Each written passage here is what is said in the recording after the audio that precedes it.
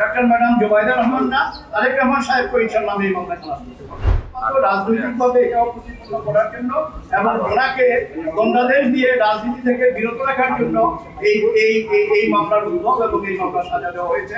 আমার বিশ্বাস যে আমরা পরিপূর্ণ হেয়ারিং যখন করতে পারবো, শুধু ডাক্তার ম্যাডাম জোবাইদা রহমান না তারেক রহমান সাহেবকে ইনশাআল্লাহ আমি এই মামলা খালাস করতে পারবো। ধন্যবাদ। বললেন আপনি করতে চাই আমরা এই মামলা উদ্যোগের পক্ষ থেকে কোনো এভিডেন্স হাতে করতে পারা নেই, দেয়নি, এমনকি সাক্ষীরা কোনো এভিডেন্স দেয়নি। তারেক রহমান সাহেব কোনো অবৈধ উপায়ে অসুস্থ উপায়ে দুর্নীতির মধ্যে কোনো সম্মত not a single word has been mentioned in the whole মানে কেস। কিছু কেস অন দ্য এভিডেন্স এবং এটা মিথ্যা হবে রাজনীতি পরিবারকে রাজনীতি প্রতিবন্ধ করার জন্য তারেক রহমান সাহেব এবং জোবাইদা রহমানকে সাজা দেওয়া হয়েছে। সকল রাজনৈতিক কিছুদের মেলা নাই